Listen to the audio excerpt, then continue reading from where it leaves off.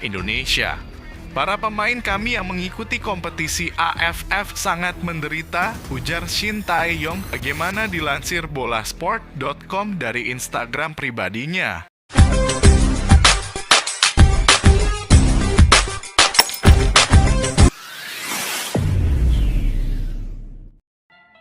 Assalamualaikum dan salam persaudaraan guys. Oke, terkait dengan wasit di Piala AFF U23 yaitu laga final baru-baru ini di antara Indonesia menentang Vietnam ya. Di mana kemenangan kepada Vietnam melalui adu penalti 6-5. Tapi apa yang ingin disampaikan, ingin dikomentar di sini dan juga didiskusi di sini ialah ia dipimpin oleh wasit asal Jepang yaitu Hiroki Kasahara, di mana Hiroki Kasahara ini merupakan wasit kelahiran Fukuoka, Jepang pada 8 April 1989 di Piala AFF U23. Baru-baru ini Kasahara telah memimpin 3 pertandingan termasuk babak semifinal saat timnas Indonesia U23 mengalahkan Thailand 3-1. Dan Kasahara ini juga guys menjadi pengadil atau wasit saat Vietnam melawan Filipina, yaitu match terakhir babak fase grup kumpulan C ya Piala AFF ini juga, dan laga tersebut Vietnam menang tipis 1-0. Jadi tidak terlepas dari itu hasil pertandingan ini, wasit yang memimpin pertandingan ini juga adalah sosok yang paling disoroti pada saat ini guys oleh berbagai pihak. Hal ini tidak lepas dari banyaknya keputusan kontroversi yang diberikan sepanjang laga dalam Piala AFF itu. Jadi banyak yang menganggap jika wasit memihak pada Vietnam sehingga memberikan banyak keputusan yang merugikan Indonesia. Akibat hal inilah Shin Tae-yong dan pelatih, staf-stafnya yang lain melakukan protes dan meminta kejelasan daripada wasit ataupun pengadil ini. Namun bukannya ditinjau kembali, tetapi akhirnya wasit ini justru menganjar Shin Tae-yong dengan kartu kuning. Bagaimana wasit ini selama menjadi wasit ya dalam Piala AFF dan piala-piala lain juga mengendalikan tiap-tiap lawanan ini. Jadi yuk kita simak video ini daripada Timnas Garuda Tim. Nah ini, yuk kita simak video ini dan nilai sendiri guys.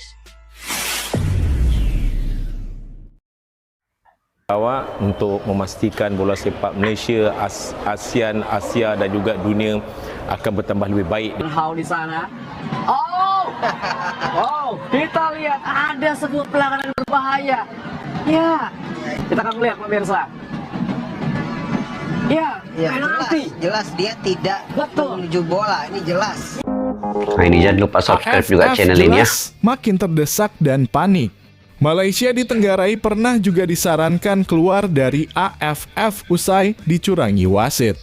Ketika itu netizen Malaysia benar-benar marah dengan kinerja wasit asal Jepang Ryuji Sato yang memimpin laga Vietnam versus Malaysia. Saat itu fullback kanan Malaysia Azam Azmi hendak mendekati bola di area kotak penalti Vietnam. Namun ketika ingin mengambil bola, Azam Azmi tiba-tiba ditabrak secara keras oleh Doan Van Hau. Azam Azmi pun terjatuh dan bola kemudian ditangkap kiper Vietnam Dang Van Lam. Meski Azam Azmi meringis kesakitan, wasit Ryuji Sato tidak menganggap itu sebagai pelanggaran. Tapi ini guys, sama juga, ini pengadil atau wasit daripada Jepang juga ya, Ryuji Sato. Dan yang pengadil kemarin yang mengadili perlawanan di antara Vietnam dengan Indonesia itu Hiroki Kasahara, juga dari Jepang guys. Jadi adakah negara Jepang ini dari segi kepengadilan ataupun wasit sepak bolanya ini memang standarnya sebegitu?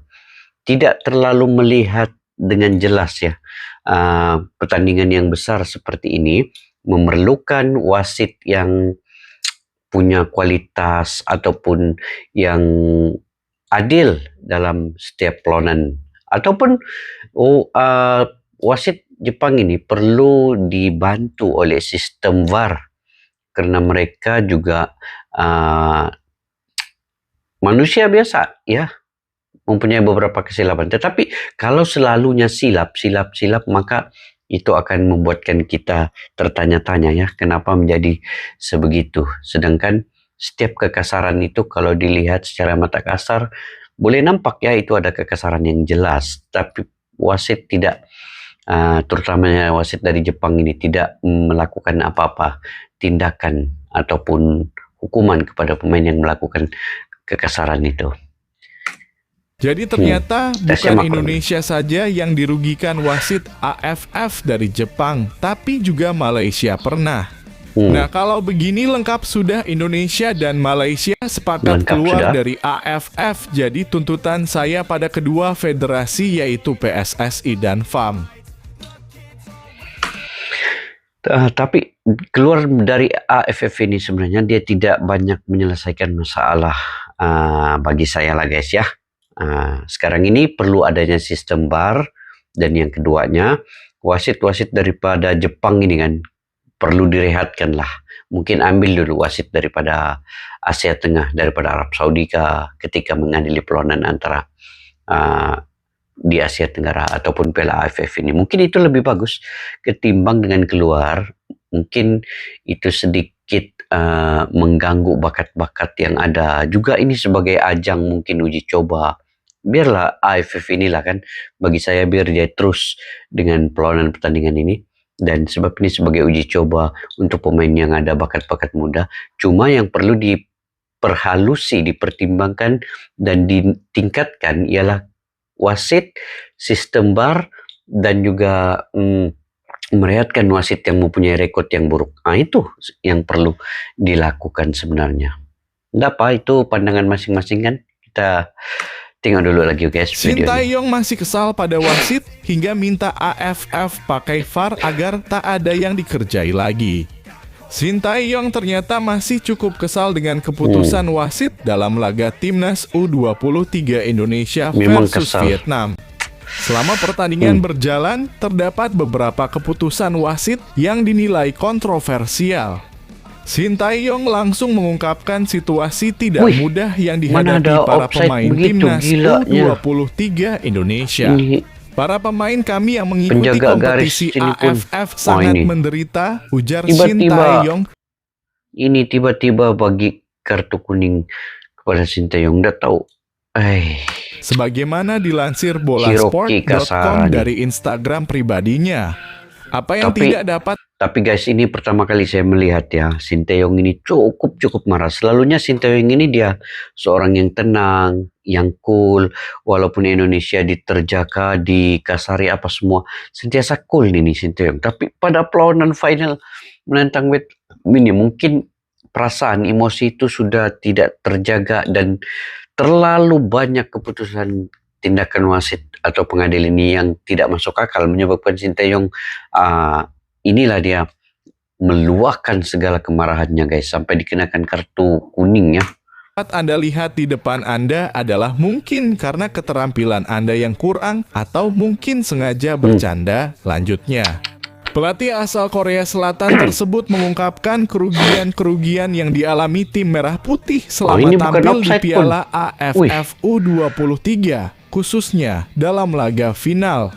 Jika masalah ini terjadi setiap saat, Aduh. tidak hanya sekali No. atau 2 kali setiap turnamen, kata Shin Tae-yong. Saya berharap penerapan VAR dapat itu. membantu perkembangan sepak bola AFF, tuturnya. Tidak mau ribut lagi dengan klub, manajer Timnas Sumarji buat keputusan luar biasa ini Sumarji. untuk Timnas Indonesia. Sumarji lelah dengan polemik tersebut. Untuk itu ini akan menjadi evaluasi ke depannya, termasuk PSSI mengirimkan tim atau tidak pada semua agenda AFF yang bukan kalender resmi FIFA. Atau nantinya PSSI membentuk 2 Timnas Indonesia. Rencana ini masih terus dibahas oleh PSSI untuk kedepannya. Kemarin Masih dibahas Pak Ketua lagi. Umum PSSI sudah menyampaikan kepada kami semua agar supaya mempersiapkan ada tim A dan tim B ketika menghadapi turnamen yang benar-benar kalender FIFA dan bukan agenda FIFA. Oh, bagus Kata juga Sumarji. itu. Namun ia juga menegaskan bahwa klub-klub harus melepas pemainnya apabila dipanggil ke timnas Indonesia yang resmi agenda FIFA. Sudahlah, itu kan masa lalu. Sekarang saya hanya memohon sekali kepada teman-teman di klub agar kedepannya jangan sampai hal seperti ini terjadi lagi, ucap Sumarji. Mantap kalau Pesan begitu. menyentuh Ada tim A, Alfeandra tim B. Dewangga usai gagal bawa timnas U23 Indonesia juara Piala AFF U23 2023. Kapten timnas U23 Indonesia, Alfeandra Dewangga, memberikan pesan menyentuh seusai gagal membawa trofi Piala AFF U23 2023 ke tanah air. Garuda Muda harus mengakui keunggulan Vietnam usai kalah di babak adu penalti dengan skor 5-6. Alfeandra Dewangga selaku sang kapten pun menuliskan pesan panjang melalui akun Instagram pada Minggu. Alfeandra Dewangga meminta maaf kepada seluruh masyarakat Indonesia usai kalah di partai puncak Piala AFF U23 2023. Tapi sebenarnya tidak payah pun Dewangga ini meminta maaf kan. Sebab permainan Indonesia dan juga keserasian yang ditunjukkan oleh semua pemain-pemain muda, anak-anak muda ini, bakat-bakat baru ini sebenarnya begitu baik sekali sebenarnya. Dan mereka menguasai perlawanan ketika menentang Vietnam. Cuma keberuntungan tidak menjadi kepada Indonesia, dan kalah melalui adu penalti itu sudah cukup baik sebenarnya. Itu tidak menjadi permasalahan pun. Maka justru pemain-pemain Indonesia ini dipuji, dan juga mereka harus konsisten lah di masa akan datangnya untuk menjaga stamina dan sebagainya. Cukup baik permainan mereka. Menurutnya, skuad Garuda Muda sudah mengeluarkan seluruh kekuatan terbaiknya pada laga final. Meski begitu, hasil masih belum berpihak kepada timnas U23 Indonesia. Dewangga berjanji bahwa Garuda Muda bakal terus melanjutkan langkah untuk menatap seluruh tantangan yang tersaji di depan mata. Menjadi seorang pemenang bukan hal yang mudah, butuh pengorbanan serta kerja keras serta tanggung jawab, ujar Alfeandra Dewangga. Betul. Dan kami seluruh tim sudah melakukan apa yang kami punya. Maaf, hasil ini memang bukan yang baik dan kami harapkan kami akan tetap melangkah dan melakukan pekerjaan yang lain dengan jauh lebih baik untuk kedepannya, lanjutnya. Kedua-dua wasit atau pengadil ini guys daripada Jepang yang pernah menjadi wasit atau pengadil ketika Malaysia menentang Vietnam, yaitu pengadil dari Jepang juga, yaitu Ryoji, yang mengundang kontroversi masa itu. Dan kemarin ini juga antara Indonesia dengan Vietnam juga wasitnya daripada Jepang juga, yaitu Hiroki Kasahara. Dan sepatutnya pengadil-pengadil wasit daripada Jepang ini kita rehatkan ya. Kita ambil pengadil yang lebih berkualitas, mungkin dari Timur Tengah kah, ataupun dari Eropa kah, yang dia tidak ada kepentingan untuk negara itu. Contoh kalau dari Jepang ini mungkin dia tahu Sinteyong ini dari Korea dan mereka ini bermusuhan ya, Jepang dengan Korea ini. Jadi dia mungkin memihak kepada Vietnam sebab dia tahu Indonesia ini ada Korea. Begitu juga Malaysia, pelatihnya Korea, Kim Pan-gun. Jadi jurulatih Jepang ini mungkin ada permasalahan dengan negara Korea. Jadi mungkin di situ yang konfliknya. Jadi kalau wasit mungkin daripada Eropa ataupun daripada Timur Tengah, Arab, dari Arab kah, dari mana-mana tempat selain daripada Asia Tenggara inilah yang memimpin untuk perlawanan seperti di AFF ini, mungkin itu lebih baik. Dan yang keduanya, penggunaan sistem VAR itu perlu disegerakan. Kalau boleh tahun depan ini AFF sudah mula, VAR itu sudah ada. Jadi mana-mana wasit yang dia punya tindakan ataupun pengadilannya itu diragui, jadi ada bantahan dari mana-mana tim, boleh ditengok, dinampak, dan juga dilihat balik ulangannya di sistem VAR itu. Tidaklah seperti tadi itu, Sinteyong tiba-tiba membantah dikenakan kartu kuning. Itu lagi menjadi masalah utama. Sinteyong membantah untuk membetulkan keadaan, tetapi akhirnya dia juga kena kartu kuning, guys. Jadi ini masalahnya nih. Jadi kalau ada sistem VAR itu mungkin sedikit sebanyaklah menjadi penyelamat kepada masalah-masalah kontroversi yang sukar untuk dibuat keputusan pada saat itu. Yang ketiganya, teruskan dengan Piala AFF ini, baiki mana yang ada. Sebab Piala AFF ini, seperti yang saya katakan tadi, sebagai medan uji coba untuk pemain-pemain bakat-bakat muda ya, anak-anak muda yang ada di Indonesia, yang ada di Malaysia, menampilkan permainan mereka, bakat mereka itu sebelum mereka benar-benar dipilih oleh pelatih ke kejohanan yang ada dalam naungan FIFA. Seperti Piala AFC, Piala lain-lain lah, sukan-sukan yang olahraga yang melibatkan naungan kendali oleh FIFA. Jadi biarlah AFF ini sebagai medan uji coba untuk pemain-pemain baru ataupun pemain-pemain muda. Cuma perbaiki dari segi wasit dan juga perbaiki dari segi kita blacklistkan, senarai hitamkan. Contohnya tadi wasit daripada Jepang itu tidak payahlah ikut di masa-masa akan datang mengadili Piala AFF ini. Terus tukar kepada wasit lain. Itu mungkin penyelesaian yang ada. Jadi bagaimana menurut kalian, guys? Penyelesaian yang paling terbaik, sama ada keluar terus daripada AFF ataupun menggunakan sistem VAR perbaiki, dan juga wasit yang mengendalikan beberapa pengadil seperti dari Jepang ini kita senarai hitamkan daripada mengikut lagi ini. Ganti dengan wasit yang baru. Sistem VAR perbaiki, tingkatkan. Dan Malaysia, Indonesia kekal di AFF ini untuk anak-anak muda bakat-bakat. Jadi ada dua pilihan. Kalian komentar di ruang kolom di bawah untuk mungkin kalian juga ada pendapat sendiri ya.